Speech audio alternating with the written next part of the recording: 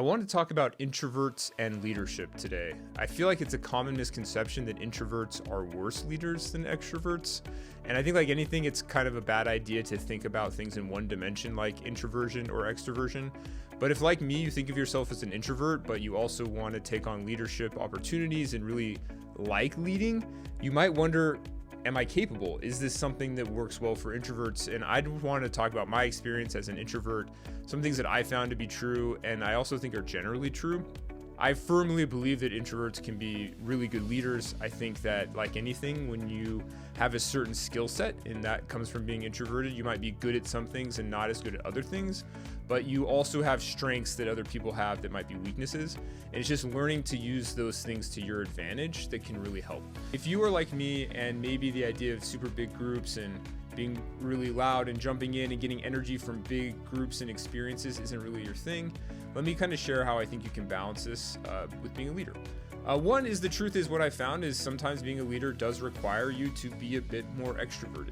You might be talking to people you don't know that well, you might be out networking, and for better or worse, if you're a leader, often people want to speak to you. They want to feel your passion for the business, understand where your mind's at. But the way I've found to manage that pretty well is try to maintain those groups to be not super big, and also understand like the group you're getting into. So if you're going to a specific conference, kind of know what that conference is about, what those people are interested in, have kind of a game plan. So like for me, often I set a goal of like talking to maybe 3 people in the first half day of the conference that I didn't know. And for me, at least, it sets kind of an achievable goal that I can focus on. And then once you get talking, I've often found that introverts really do like one-on-one kind of deep conversations with people. It's just kind of initiating can be a little bit hard. I do think that when you are in a leadership position as an introvert, there are a lot of strengths that come with it. I found that teams often really enjoy leaders who maybe listen first, and I find that more common with introverts. This is somewhat stereotypical. This may not be true for everybody, but that's just been my experience. And that listening is really powerful and can allow you to be more thoughtful. Your team often feels like they're being more heard and more understood.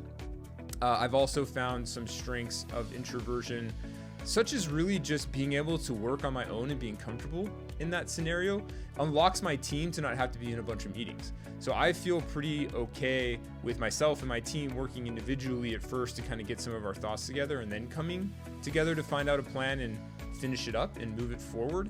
Where often I've seen people that get more energy from larger groups often want big meetings and big groups because that's how they think better, they move things forward better.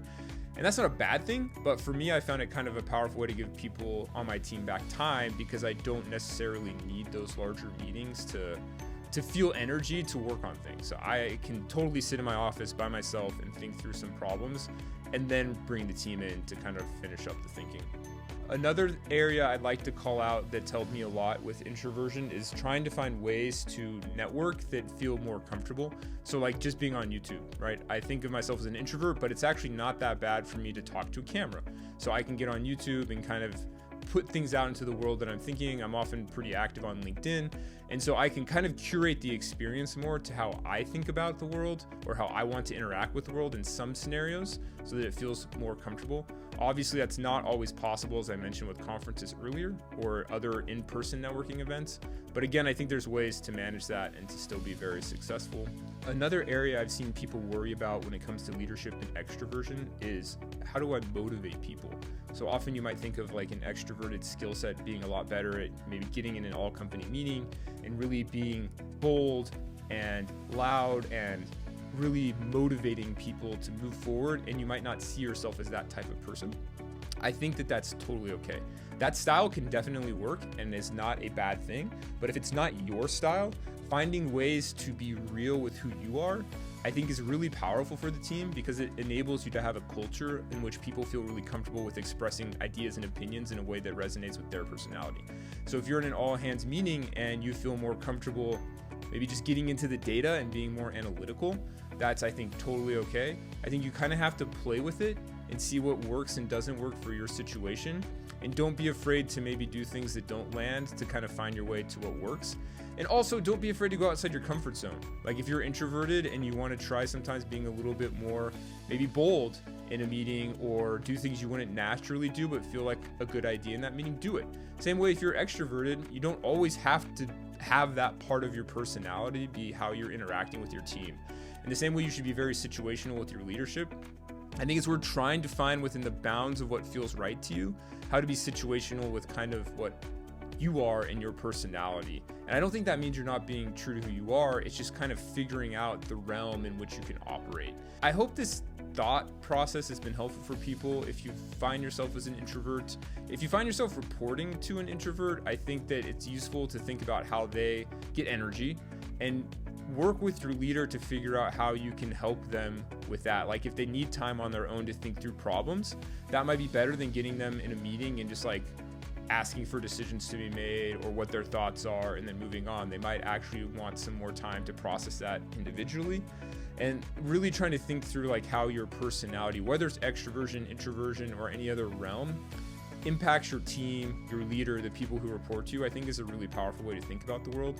And in general, unless you're just being toxic or doing something that's really inappropriate, I think any type of personality really can thrive in many different types of roles. I'm not really a believer that, this type of person works really well in this type of role and that's all they do. Some types of personalities might need to stretch and move in different ways, but I think you have a desire in your career to go in a certain direction, and maybe parts of that scares you because of how your personality is.